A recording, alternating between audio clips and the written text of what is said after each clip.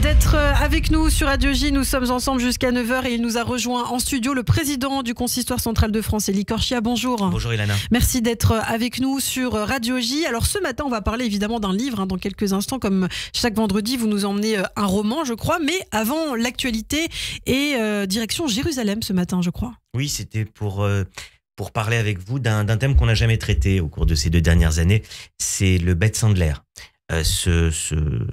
Cette maison d'études pour laquelle nous faisions un gala cette semaine autour d'Eva Sandler qui porte ce magnifique projet et qui en a fait une réalité après malheureusement les dramatiques attentats de Toulouse et Montauban en 2012. Et on apprenait aussi la mort de Samuel Sandler. Il y a 3 semaines, jour pour jour, Samuel Sandler nous quittait. C'était aussi pour moi l'occasion ce matin de lui rendre hommage à cette antenne lors de notre chronique.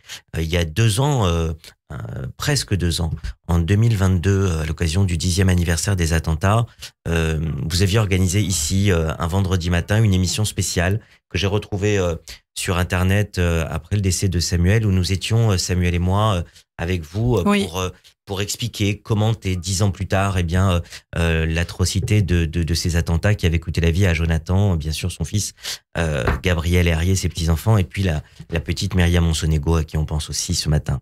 Et le Beth Sandler, le gala qui a eu lieu mercredi soir, qui est très émouvant, qui était vraiment une soirée qui n'a pas été facile à organiser pour Eva Sandler cette année, parce que son beau-père... qui était quand même un de ses conseillers, qui l'aidait beaucoup dans tout ce qu'elle faisait, dans tout ce qu'elle entreprenait, notamment qui soutenait le Beth Sandler avec Myriam. Je pense aussi aux parents d'Eva, monsieur et madame Aloul. Monsieur Aloul était présent aussi à la soirée. C'était une soirée très difficile. Est-ce qu'il fallait la faire, pas la faire, l'organiser après le 7 octobre? Et elle a eu raison. Elle a eu raison de le faire parce qu'il faut montrer toujours qu'on maintient les choses, qu'on maintient le combat, qu'on maintient l'action. Et c'est une remarquable maison d'études avec des gens qui étudient toute la journée, mais il y a aussi des choses qui sont organisées au niveau social, des aides sociales pour des familles en difficulté, démunies. C'est de l'étude, mais c'est aussi un accompagnement social qui a lieu.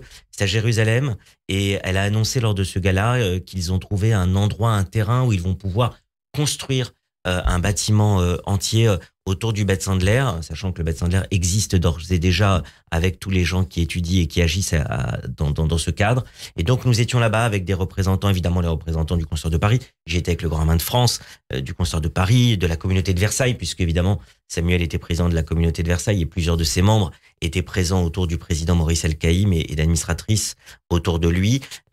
Beaucoup de personnalités qui étaient là. J'ai vu par exemple Olivier Nakache et Éric Toledano, les réalisateurs. Voilà, les réalisateurs, mon confrère et sénateur Francis Piner, qui étaient là, beaucoup de personnes qui voulaient apporter leur soutien au Beth Sandler et à cette action extraordinaire d'Eva qui est venue de Jérusalem et qui symbolise, puisqu'on a beaucoup utilisé ce mot depuis ces 3 derniers mois en Israël, la résilience. Voilà, s'il y a un mot à retenir, c'est évidemment le courage et la dignité dans l'épreuve, mais la résilience de quelqu'un qui ne s'est pas laissé abattre après ces attentats terribles et qui a continué à vivre, à construire à travers sa famille. Je pense à sa fille qui a pu faire sa bat mitzvah.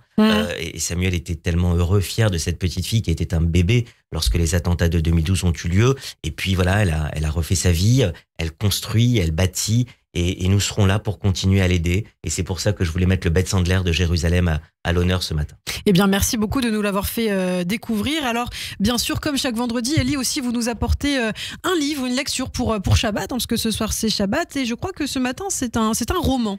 Exactement. Et je voulais qu'on ait effectivement le temps d'en parler ce matin.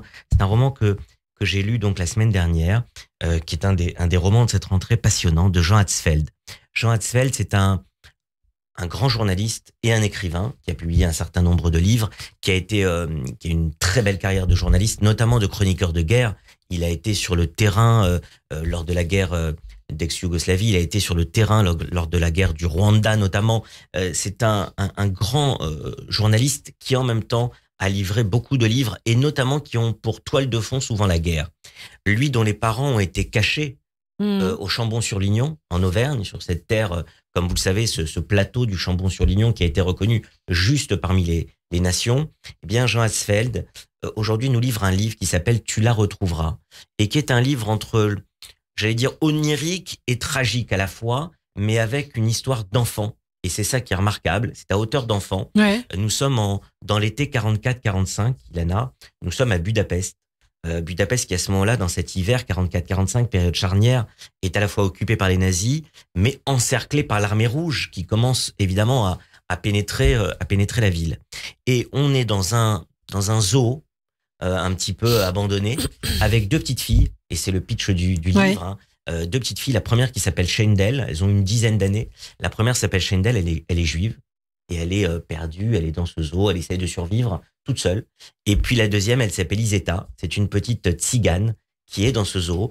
Et donc, vous voyez ces enfants qui s'autogèrent finalement avec des dromadaires qu'elles laissent sortir du zoo pour pénétrer dans la ville, des hyènes. Donc il y a un petit côté humoristique quand même dans ce... Alors, c'est pas tellement humoristique, c'est vraiment, on est dans un aspect un petit peu onirique dans cette ville de Budapest à la croisée des chemins. Et vous avez ces deux enfants qui essaient de survivre. Et puis, elles sont donc il y a les animaux, il y a un très beau travail qui est fait sur ces enfants avec cela. Et puis, quelques années plus tard, vous verrez que 50 ans plus tard, elle va à la recherche d'Izeta qu'elle a perdue. Et Shendel veut retrouver Izeta, d'où le titre « Tu la retrouveras ». Elle va se retrouver en ex-Yougoslavie pendant la guerre de 95.